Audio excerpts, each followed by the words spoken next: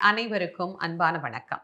சப்த விடங்க தலங்கள் என்று சொல்லக்கூடிய அழகான 7 தலங்கள பத்தி நிறைவாக இந்த சிவ அனுபவத்துல நாம் சிந்தனை செய்ய இருக்கிறோம். அதுல முதல் தலமாக திரு ஆரூர் என்று அழைக்கப்படக்கூடிய ஆரூர் அழகனை பற்றி இன்னைக்கு பார்க்கலாம் வாங்க. திருவாரூரை பத்தி நிறையவே நம்ம பேசியிருக்கிறோம். அதிலும் கமலாம்பிகைய பத்தியே நான் ஏற்கனவே ஒரு தனி பதிவே உங்களுக்கு நான் குடுத்திருக்கிறேன். அழகான கோயில். கோயில் 5 வேலி, குளம் 5 வேலி அப்படின்னு 2ம் சமமா, பிரம்மாண்டமா இருக்கக்கூடிய ஒரு கோயில் அப்படின்னா, அது திருவாரூர் கோவில் தான்.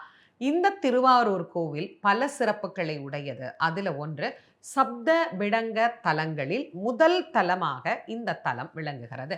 சப்த விடங்கம் அப்படின்னா என்ன? சப்தம்னா 7. அந்த 7ங்கிறத அப்படியே ஒரு எண்ணிக்கையாக ஞாபகம் வச்சுக்கோங்க. விடங்கம் அப்படின்னா என்னன்னா, ஒளியால் செதுக்கப்படாத உருவம் அப்படின்னு பேரு.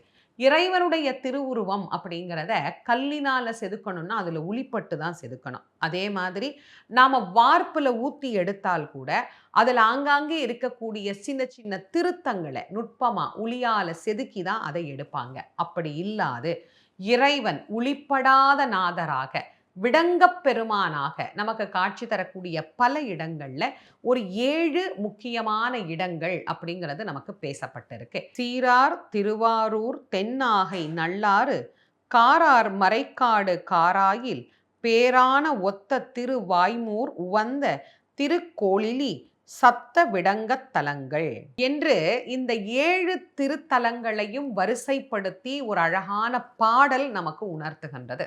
7 கோயில். அதுல ஆரூர் முதல் கோயிலாக நாம இன்னைக்கு பார்க்க போறோம். இந்த சப்த விடங்கள் உருவாகுவதற்கு யார் காரணம்? இந்த 7 சிலைகளையும் ஒருத்தர் செய்யல, உளியால செதுக்கப்படல அப்படின்னா இது எப்படி உருவாச்சு? இது இந்த பூமிக்கு எப்படி வந்தது? எங்கிருந்து வந்தது? இப்படி நிறைய கேள்விகள் பிறக்கும் இல்லையா? அதுக்கு நாம நன்றி சொல்ல வேண்டியது யாரு அப்படின்னா முசுகுந்த சக்கரவர்த்திக்கு தான். முசுகுந்த சக்கரவர்த்தியினுடைய வரலாறு எல்லாருக்கும் தெரியும் அப்படின்னு நான் நினைக்கிறேன். சிவபெருமானிடத்திலே இருந்து வரம் பெற்று குரங்கு முகத்தோடு பூலோகத்துல வந்து பிறந்த சற்சக்கரவர்த்திகளில் ஒருவரான முசுகுந்தர சக்கரவர்த்தி ஒரு முறை என்ன பண்றார்? தேவலோகம் போறார். அப்ப தேவலோகம் போற போது அங்கே தேவேந்திரன் தான் வணங்கும் கடவுளாக, இறைவனுடைய அருட்கொடையாக, சிவபெருமான் தனக்கு தந்த பெரும் பரிசாக, இந்த உலக மக்கள் எல்லோரும் விரும்பி பார்க்கக்கூடிய சிவபெருமானின் ரூபத்துல ஒன்றாகிய சுவாமி, அம்பாள், முருகன் மூவரும் இணைந்து இருக்கக்கூடிய அந்த அழகான திருக்கோலம் சத்து சித்து ஆனந்தம், சச்சிதானந்த கோலத்தோடு இறைவன் காட்சி தருகின்ற சோமாஸ்கந்த வழிபாட்டை செய்து கொண்டிருந்தார். சோமாஸ்கந்த ரூபம் அவ்வளவு அழகாக இருக்கும். சிவபெருமானுடைய கோவில்ல பல கோவில்கள்ல நீங்க பார்க்கலாம், அந்த ரூபத்துக்குன்னே ஒரு தனி அழகுண்டு. அப்படி சோமாஸ்கந்த ரூபரை வச்சு வழிபாடு செய்துட்டு இருக்கிறார். அவர் மேல இவருக்கு தீராத காதல். அவரை பார்த்து பார்த்து பார்த்து மயங்கி போகின்றார் முசுகுந்த சக்கரவர்த்தி. மயங்கினவர் என்ன பண்றாரு? அடுத்த நாள் தேவேந்திரனை பார்க்கும்போது, தேவேந்திரன் நான் ஊருக்கு கிளம்புறேன், உங்களுக்கு என்ன வேணும் கேளுங்க, தேவலோகத்திலேருந்து எடுத்துட்டு போங்க அப்படின்னு சொல்றார். அப்போ அவர் கேட்குறாரு, எனக்கு தேவலோகத்திலிருந்து வேறு பரிசுகள்லாம் எதுவும் வேண்டாம், அழகான உங்களுடைய பூஜா நாயகர், நீங்க பூஜை செய்யக்கூடிய பெருமான், இந்த சோமாஸ்கந்தர் என்கிட்ட கொடுத்துடுங்க அப்படின்னு கேட்குறார். உடனே அவர் பார்த்தார், தான் வழிபடும் கடவுளை அப்படியே தூக்கி யாராலையும் குடுத்துற முடியுமா? அது என்ன அவ்வளோ சாதாரண விஷயமா? ஆனா, இவர்ட்ட இல்லன்னு சொல்ல முடியல. ரொம்ப நட்பா பழகிட்டார். ரொம்ப பெரிய சக்கரவர்த்தி, மிக உயர்ந்தவர், நல்ல பெரிய சிவபக்தர். என்ன பண்றது? சரி, நீங்க நாளைக்கு வாங்க பார்க்கலாம் அப்படின்னு சொல்லிட்டு அவர அனுப்பிச்சுட்டார். அனுப்பிய அவர் தேவலோக சிற்பிய கூப்பிட்டு, தான் வழிபடுகிற கடவுளைப் போலவே ஒரு 6 சிலா ரூபங்கள உருவாக்கச் சொல்லுகின்றார். அவர் எப்படி? அப்படி இறைவனை பிரார்த்தனை பண்ணினார். ஒரு கணப்பொழுதுல அதே மாரி 6 சிலைகள் அங்க வந்துருச்சு. இந்த 6யும் வைக்கிறார். இவர் வழிபடக்கூடிய மூர்த்தத்தையும் வைக்கிறார். 7யும் வரிசையா வச்சுட்டார். வச்சு அவர் என்ன பண்றாரு? அடுத்த நாள் சக்கரவர்த்தி வந்துருவார். இதுல அவருக்கு எது பிடிக்கிறதோ அதை எடுத்துட்டு போகட்டும் அப்படின்னு இந்த 6ல 1 அவர் எடுத்துட்டு போயிருவார்ன்னு நம்பி 7ஆ அங்க வரிசைப்படுத்தி விட்டார். வரிசைப்படுத்தி விட்ட உடனே அடுத்த நாள் காலையில இவர் வருகின்றார் முசுகுந்த சக்கரவர்த்தி. இங்க 7 ரூபங்கள் இருக்கு. இதுல எது உங்களுக்கு பிடிக்கிறதோ அந்த ஒரு ரூபத்தை நீங்க பூமிக்கு எடுத்துட்டு போங்க அப்படின்னு சொல்லிட்டார். இவர் பார்க்கிறார், பார்க்கிறார், பார்க்கிறாரு. எந்த தெய்வத்தை இந்திரன் பூஜை செய்து வழிபட்டு தனக்கு பிரியமாக வைத்திருக்கிறாரோ அவரையே இவர் கண்ணுக்கு பட்டுக்கிட்டே இருக்கிறார். வேற யார் பக்கமும் அவர் கண்ணு திரும்பவே மாட்டேங்குது. அவர் சரியா அந்த விக்கிரகத்த காட்டி, "இத எனக்கு குடுத்துடுங்க" அப்படின்னு கேட்டார். இப்ப இந்திரனுக்கு ஒண்ணும் பண்ண முடியல. அவர் என்ன பண்றது? தான் வழிபடும் மூர்த்தி அவர்தான். இவருக்காக இவர்கள உருவாக்குனார். ஆனா இவர்களையும் அவரு கண்டுபிடிக்கல. எனக்கு இதுதான் வேணும். இதுதான் என் பெருமான். இவர என்ட்ட குடுத்துடுங்கன்னு கேட்டார்றார். அப்பதான் தேவேந்திரன் என்ன பண்றார், இந்த பெருமான் பூமிக்கு போணும்னு தான் இருக்கு. அதனால நீங்க இவரோட சேர்த்து இந்த 6 பேரையுமே எடுத்துட்டு போங்க. பூலோகத்துல எங்கெல்லாம் வைத்து வழிபட வேண்டும் என்று உங்களுக்கு தோன்றுகிறதோ, எங்கு இந்த இறைவன் இருக்க வேண்டும் என்று பிரியப்படுகிறாரோ, அங்க வைத்து வழிபாடு பண்ணுங்கன்னு சொல்லி அனுப்பிச்சுடுறார். இப்படி பூலோகத்துக்கு முசுகுந்த சக்கரவர்த்தியினால் கொண்டு வரப்பட்ட அந்த 7 விக்கிரகங்கள்ல பிரதானமாக இந்திரன் வழிபட்டார் பார்த்தீங்களா? அந்த விக்கிரகத்த முதல்ல கொண்டு வந்து ஆரூர் திருத்தலத்துல வைத்து வழிபாடு செய்கின்றார். இந்த ஆரூர் திருத்தலத்துல இன்னைக்கும் நம்ம பார்க்கக்கூடிய இந்த ரூபம் தேவேந்திரனால் வழிபட்ட ரூபம். என்ன அழகான ரூபம். இங்க ஒரு சிறப்பு இருக்கு. என்ன தெரியுமா? சுவாமியினுடைய முகத்தை மட்டும்தான் நம்மளால பார்க்க முடியும். முழு திருமேனியும் நம்மால் பார்க்கவே முடியாது.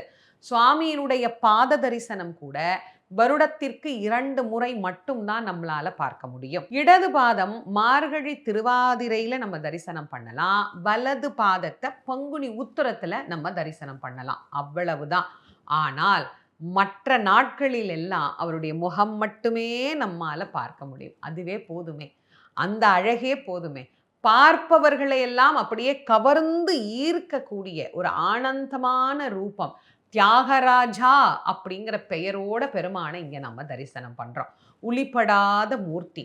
மிக அழகாக இந்திரனால் வழிபட்ட தெய்வம். அதை விட முசுகுந்த சக்கரவர்த்தி இவரால் ஈர்க்கப்பட்டு இன்னைக்கு நம்மெல்லாம் இவரை வழிபாடு பண்ணணுங்கிறதுக்காகவே இங்கு தியாகேசனாக அமர்ந்திருக்கக்கூடிய அற்புதமான நாதர். இந்த சப்தவிடங்க தலங்கள்லையும் ஒரு சிறப்புண்டுங்க. இறைவன் ஒவ்வொரு தலங்களிலேயும் ஒவ்வொரு வகையான நடனத்திலே நமக்கு காட்சி தருகின்றார். இங்க இந்த பெருமான் ஆடக்கூடிய நடனத்திற்கு அஜபா நடனம் அப்படின்னு பேரு. ஜபம் என்பது எண்ணிக்கை மாறி எண்ணிக்கையே அற்று அது பாட்டுக்கு போயிட்டே இருக்கிறதுக்கு அஜபா நலத்தை உடையது அப்படின்னு சொல்லுவாங்க. அது மாதிரி அஜபா நடனத்துல இறைவன் ஆடக்கூடிய கோலம். எங்க நம்ம என்ன தரிசனம் பார்க்குறோமோ இல்லையோ, வாழ்க்கையில ஒரு முறையாவது ஆரூர்ல இந்த தியாகேச பெருமான் ஆடக்கூடிய அழகான அஜபா நடனத்தை ஒரே ஒரு முறையாவது தரிசனம் பண்ணி பாருங்க. ஒவ்வொரு ஊர்லயும் இந்த சுவாமியை ஆற்றுறது ஒரு வழக்கம். இந்த ஊர்ல இப்படித்தான் ஆட்டணும் அப்படின்னு சில நியதிகள் இருக்கு. சீர்வாதங்கள் அப்படித்தான் அந்த பெருமானை ஆட்டுவார்கள். இந்த கோவில்ல ஒரு அழகான முறை என்ன தெரியுமா? இந்த அஜபா நடனம் நிறைய சொல்லணும். நான் உங்களுக்கு சுருக்கமா நான் சொல்றேன். திருமாலினுடைய மார்பில் இருந்து பெருமான் ஆடக்கூடியதாக இந்த அஜபா நடனம் என்பது அமைந்திருக்கிறது. அது எப்படி? இந்த மூச்சு காத்து இருக்குது இல்லையா? அந்த மூச்சு காத்தானது மார்பிலிருந்து பிறந்து மேல் நோக்கி திரும்ப அது கீழ் நோக்கி செல்லுகின்ற தன்மை படைத்தது. இந்த மார்பு பள்ளிகொண்ட பெருமாளுடைய இடம். காற்று மேலேறி திரும்ப கீழ் இறங்குகின்றது. அதுபோல முன்னும் பின்னுமாகவும் மேலும் கீழுமாகவும் மட்டும்தான் இந்த பெருமான் ஆடுவார். அப்படி ஆடுகிற ஆட்டத்திற்கு தான் அஜபா நடனம் அப்படின்னு பேரு. இந்த மூச்சு காற்று போல இதுக்கு கஷ்டமே படக்கூடாது. சில இடங்கள்ல நீங்க பாத்தீங்கன்னா பெருமான் இந்த கடைசிக்கு போயிட்டு அந்த கடைசிக்கு போயிட்டு வருவார், குதிப்பார், ஆடுவார். அப்படியெல்லாம் இங்க கிடையவே கிடையாது. மூச்சு காத்து மாதிரி அப்படி சீரா முன்ன போய் பின்ன வருவார், பின்ன போய் முன்ன வருவார், மேலே போவார், கீழே வருவார். அவ்வளவுதான். வேறு இந்த அஜபா நடனத்துல எந்த அசைவும் இருக்காது. ஆனா பார்க்க கண்கொள்ளாத காட்சி அஜபா நடன மூர்த்தியாக பெருமான் எழுந்தருளக்கூடிய அற்புதமான தரிசனம். இந்த ஆலயத்தினுடைய மூலஸ்தான மூர்த்தி வன்மீகநாதர், அதாவது புற்றிடம் கொண்ட பெருமான் அப்படின்னு இங்க பெருமான் காட்சி தருகிறார். தேவர்கள் புற்று வடிவமாகவே இங்க பெருமானை வழிபாடு செய்தார்கள், புற்றிடம் கொண்ட நாதர். ஆனா தியாகேசன்னா ஒரு தனி காதல் தான். தியாகேசன்னா ஒரு அற்புதமான பிரியம். வீதி விடங்கர் தியாகேசா ஆரூரா, தியாகேசா ஆரூரா, தியாகேசா அப்படின்னு கேட்டாலே அந்த திருவாரூர் தேர் நகருகிற போது இந்த கோஷத்தை கேட்டா நம்ம திருவாரூர்ல இருக்கிறோமா தேவலோகத்தில் இருக்கிறோமா அப்படின்னு தெரியாது. திருவாரூரில் தேரழகு. ஆனால் அந்த தேரிலே எழுந்தருளி அருள் புரியக்கூடிய தியாகராஜாவால் தான் தேரே அழகாகிறது, திருவாரூரும் அழகாகின்றது. தியாகேசர் எப்பேற்பட்ட பெருமான்! ஒரு முறையாவது அதை ரசிச்சு பாருங்க. அவரை போய் பார்க்கிற போதே அப்படியே உள்ளமே கரைஞ்சு போயிரும். அவருடைய அஜபா நடனம் அப்படிப்பட்ட அழகான நடனம். சப்தவிடங்க தலங்கள்ல முதல் தலமாக இந்த அழகான திருத்தலம் தான் நமக்கு குறிப்பிடப்பட்டிருக்கிறது. நிறைய நான் சொல்லலாம். வாய்ப்பு கிடைக்கிற போதெல்லாம் ஒவ்வொரு பகுதியிலையும் உங்களுக்கு நான் சொல்றேன். இந்த ஆலயத்தின் அம்பிகையை பத்தி எனக்கு பிடிச்ச அம்பாளாக நவராத்திரி காலத்துல நான் உங்களுக்கு கமலாம்பிகையை பத்தி சொல்லியிருந்தேன். அது மாதிரி ஒவ்வொரு பதிவுகள் வரும்போதும் அங்க இருக்கக்கூடிய ஒவ்வொரு தெய்வங்களையும் உங்களோடு சிந்திக்கிறதுல எனக்கு ரொம்ப ரொம்ப சந்தோஷம். இடங்க தலங்கள்ல முதல் திருத்தலமாக விளங்கக்கூடிய ஆரூரை பத்தி ஒரு அளவுக்கு இன்னைக்கு உங்களுக்கு சொல்லியிருக்கேன். நிறைய சொல்லணும், நிறைய இருக்கு தியாகேசனுடைய பெருமைகள். ஆனா வாய்ப்பு கிடைக்கிற போது கொஞ்சம் கொஞ்சமா அதை உங்களோட பகிர்ந்து கொள்கிறேன். இந்த பதிவை உங்களுடைய நண்பர்கள், உற்றார் உறவினர்களோட கண்டிப்பா பகிர்ந்து கொள்ளுவீங்கன்னு நம்புறேன். உங்கள் அனைவருக்கும் நன்றியும் வணக்கமும் கூறி விடைபெறுவது திருமுருக வள்ளல் வாரியார் சுவாமிகளின் மாணவி தேசமங்கையர்க்கரசி. நன்றி, வணக்கம்.